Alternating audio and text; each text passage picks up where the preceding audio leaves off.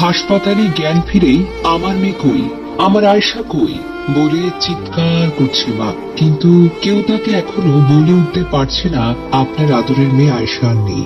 জানলে হয়তো ভেঙে পড়বেন, চিৎকার করে উঠবেন, হয়তো আর কখনো উঠে দাঁড়াতেও পারবেন না। মাত্র 2.5 বছর বয়স, সাদা ফ্রক পরে বাবার কোলে ঘুমিয়েছিল মেয়েটি, মেহেরুবা নূর আয়শা। ঘুম ভাঙার কথা ছিল দাদা বাড়ি পৌঁছে, কিন্তু সে ঘুমটা আর ভাঙেনি।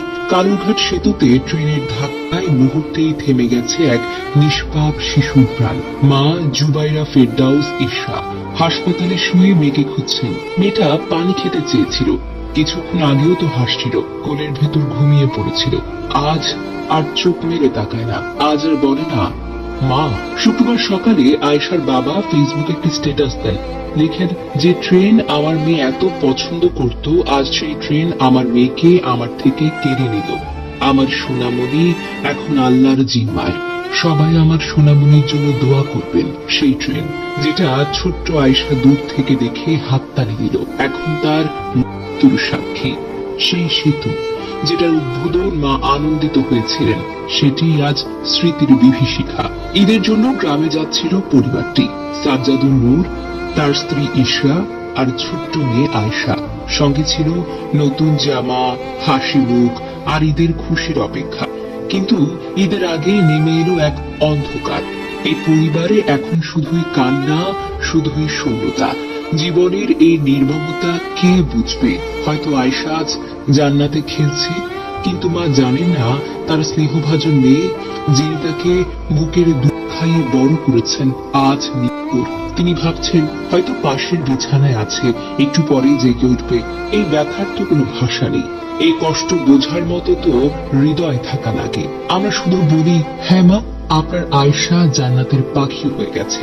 আপনার প্রশ্ন আমার নিকুল, তার জবাব আজ আর শব্দে দেওয়া যায় না। শুধু আকাশের দিকে তাকিয়ে বলতে পারি আয়শা হয়তো ভালো আছে।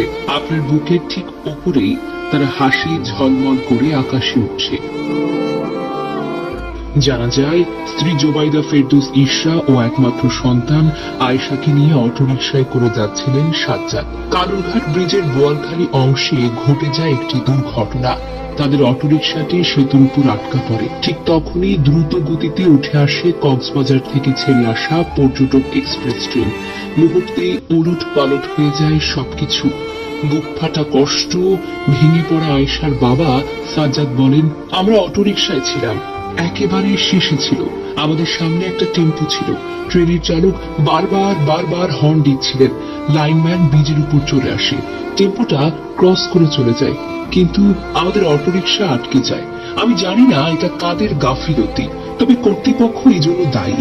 আমার একটাই দাবি, এই সেতুতে আমি আর ট্রেন চলতে দেব না। যদি চলে আমি আমার জীবন দিয়ে দেব। আমার 2 বছরের বাচ্চা, আমার বয়স 30 বছর হয়েছে। আমি তো গুনাহগার, আমি গুনাহ করেছি, কিন্তু সে তো নিষ্পাপ। প্রত্যক্ষদর্শী রেল কর্তৃপক্ষ ভাষ্য অনুযায়ী দুর্ঘটনার সময় একটি গাড়ি সেতুর উপর নষ্ট হয়ে যানজট সৃষ্টি করে। তখন কক্সবাজার থেকে চট্টগ্রামমুখী ট্রেনটির চালক লাল সিগন্যাল ও গার্ডের লাল পতাকা উপেক্ষা করে দ্রুত গতিতে কালুরঘাট সেতুতে উঠে পড়ে। এর ফলে অটোরিকশা, মাইক্রোবাস, মোটরসাইকেল সহ কয়েকটি গাড়িকে ধাক্কা দেয় ট্রেনটি। এতে হতাহতের ঘটনা ঘটে।